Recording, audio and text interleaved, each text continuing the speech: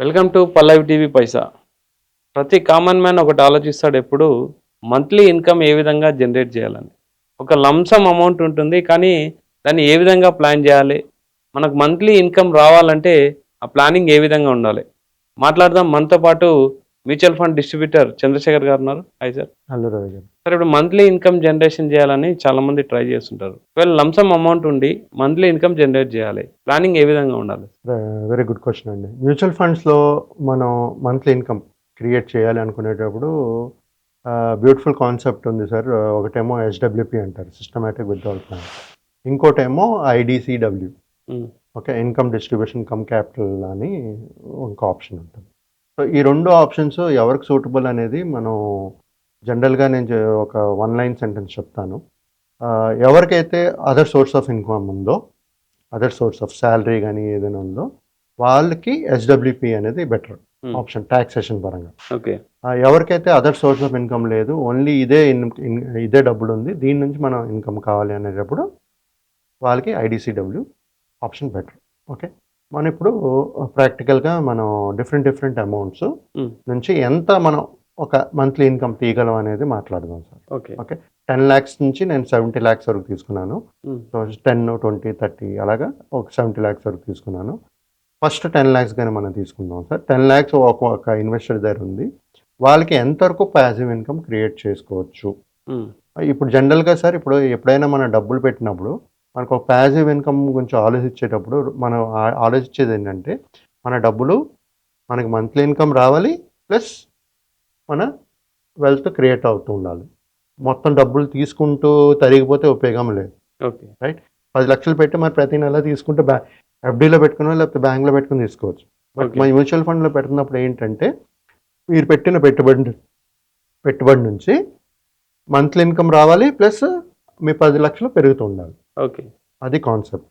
So 10 లక్షలు invest చేస్తారు sir ఒక కస్టమర్, ఎవరైనా ఇన్వెస్ట్ చేసి వాళ్ళకి ప్రతి నెల ఒక 5,000 రూపీస్ తీసుకుంటూ పోతే వాళ్ళు టోటల్ విత్డ్రావల్ అమౌంట్, ఇక్కడ నేను ఏంటంటే సార్ జనరల్గా 20 years తీసుకున్నాను టెన్యూర్. అంటే వాళ్ళు పెట్టిన 10 లక్షలు 20 సంవత్సరాల వరకు వాళ్ళు ప్రతి నెల 5,000 చొప్పున తీసుకుంటూ వెళ్తారు. Okay okay. So total withdrawal amount ఏమో వాళ్ళు 12 lakhs చేస్తారు. 5,000 చొప్పున ప్రతి నెల తీసుకుంటే 20 years వరకు విత్డ్రావల్ పెట్టుకుని తీసుకుంటూ ఉంటే వాళ్ళు తీసుకునే అమౌంట్ 12 lakhs. ఓకే, ఇంకా బ్యాలెన్స్ 58 లక్షలు సుమారుగా అప్రాక్సిమేట్గా ఇంకా వెల్త్ ఉంటుంది ఎండ్ ఆఫ్ ద టెన్యూర్లో. Okay okay. Next 20 lakhs. 20 lakhs invested, ఇక్కడ 10,000 చొప్పున ప్రతి నెల ఇన్కమ్ తీసుకోవచ్చు, ఎస్డబ్ల్యూపి తీసుకుంటూ పోవచ్చు. Okay. Total income withdrawal amount ఏమో 24 lakhs. ఓకే. 20 yearsలో 24 lakhs తీస్తారు. ఇంకా వాళ్ళకి end of the tenure 20 years తర్వాత 1,17 lakhs ఇంకా వెల్త్ క్రియేట్ అయ్యి ఉంటుంది. మన మెయిన్ అమౌంట్ అలానే ఉంటుంది, ప్రిన్సిపల్ అమౌంట్ మనకు ఎస్డబ్ల్యూపి ద్వారా మంత్లీ ఇన్కమ్ వస్తుంది, ఇన్ఫ్లేషన్ కూడా బీట్ చేసి మనకు వెల్త్ క్రియేట్ చేస్తుంది. Nice, very good. చాలా బ్యూటిఫుల్ ప్రోడక్ట్ అండి ఇది. 30 lakhs లంసమ్. ఇప్పుడు ఎవరి దగ్గర అయితే 30 lakhs లంసమ్ ఉందో వాళ్ళు 15,000 రూపీస్ పర్ మంత్ ఎస్డబ్ల్యూపీ తీసుకుంటూ 36 lakhs 20 yearsలో రిడమ్షన్ విత్డ్రాల్ చేస్తారు. చేసిన తర్వాత కూడా వాళ్ళకి 1.77 crores ఓకే వెల్త్ క్రియేట్ అయ్యి ఉంటుంది ఇంకా end of the period. Okay. 40 lakhs. 40 lakhs ఎవరి దగ్గర అయితే ఉందో వాళ్ళు 20,000 చొప్పున ప్రతి నెల తీసుకుంటూ ఉంటారు. వాళ్ళు టోటల్ తీసుకునే amount 48 lakhs. Okay okay, 48 lakhs తీసుకుంటారు. వాళ్ళు end of that 20 years 20 years వరకు తీసుకున్న తర్వాత కూడా వాళ్ళ దగ్గర ఉండే వెల్త్ 2.36 crores. ఓకే, 2,36,00,000. ఇప్పుడు 50 లక్షలు ఉంది అనుకున్నాం. 50 లక్షల నుంచి 25,000 ప్రతి నెల తీసుకోవచ్చు. తీసుకుంటూ ఒక టోటల్ విత్డ్రావల్ అమౌంట్ ఏమో 60 lakhs అవుతుంది. And balance at the end of the 20-year tenure ఏమో 2.95 CR ఇంకా బ్యాలెన్స్ ఉంటుంది. క్రోర్స్. ఓకే. సో ఇప్పుడు 60 lakhs ఉంది అనుకున్నాం. 60 lakhs నుంచి 30,000 మంత్లీ ఇన్కమ్ తీసుకోవచ్చు. 72 lakhs టోటల్ విత్డ్రావల్ అమౌంట్. ఇంకా మీకు వెల్త్ క్రియేట్ అయ్యే ఛాన్సెస్ 3.54 CR ఉంది. Okay, balance at the 20 years అయిపోయిన తర్వాత 70 lakhs ఇప్పుడు ఇన్వెస్ట్మెంట్ చేస్తారు మీరు. 35,000 ఎవ్రీ మంత్ తీసుకోగలుగుతారు. Um, 84 lakhs total withdrawal amount in 20 years. అయిపోయిన 20 years తర్వాత ఇంకా 4.13 crores కార్పస్ వెల్త్ క్రియేట్ అయి ఉంటుంది. ఓకే. మీకు అర్థమవుతుందా సార్?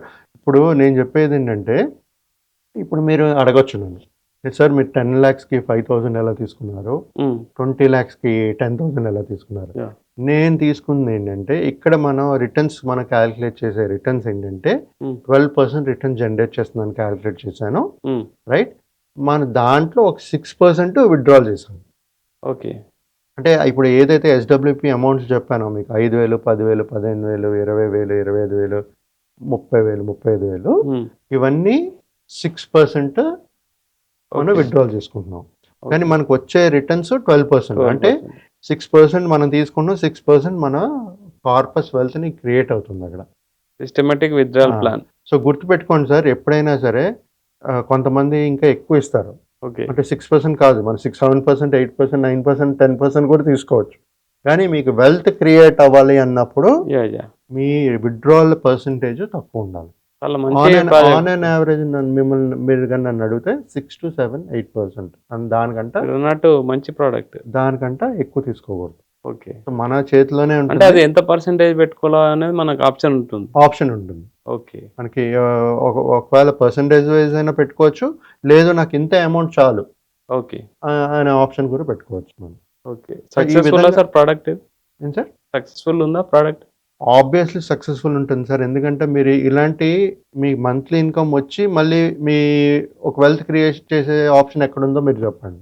ఓకే. ఓకే. మీకు ఒకవేళ అది ఉంది అనుకుంటే మనం దాని గురించి మాట్లాడుకోవచ్చు.